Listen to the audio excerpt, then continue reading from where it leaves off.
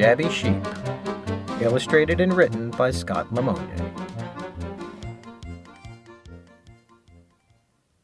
In a town on a farm not far away, there lived a sheep who loved to play. Now this sheep was odd and quite smelly too, and because of all this, she was simply called Ew. Because Ew was fond of the mud and the goo, the other sheep fled when she said, "Howdy-do!" And the food that she ate didn't really help things, since nobody noshes on moldy shoestrings. Yes, Ew loved to play, but was lonely as well, because who wants to play with a sheep with that smell?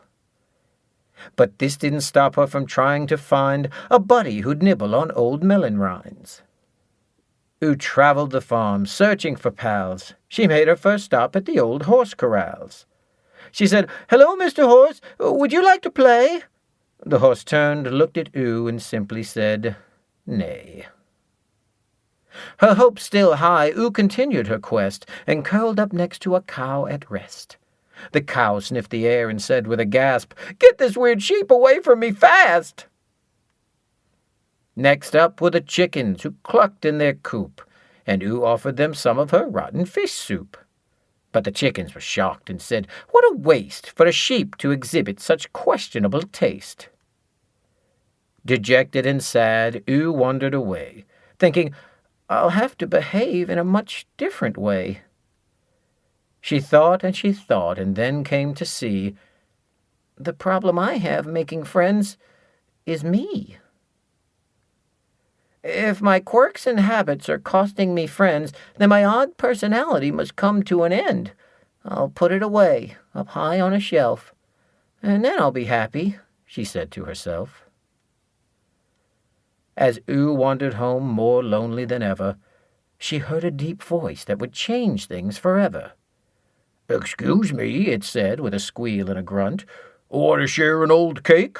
I believe it's a bunt." The pig kept on talking, making Ew smile. "And then we could roll in some mud for a while. After that, now please don't think me too odd. We'll make fancy hats from discarded pea pods." Ew stood there, still smiling, not believing her ears, as her eyes filled up with happiness tears. "My friend," she said amid laughter and hugs, "and then we should dine on some stinky stink bugs." So Ew and her friend, who called himself Stew, did all the fun things that two oddballs can do. They splashed in the mud and ate funny things, and adorned their pod hats with some natural bling. They were friends for life, Ew and Stew, and other oddballs soon joined their crew. Ew liked her friends, but she liked herself too. Lovable at last, and embraceable Ew. The end. You are listening to Confetti Park, a podcast brought to you by ConfettiPark.com.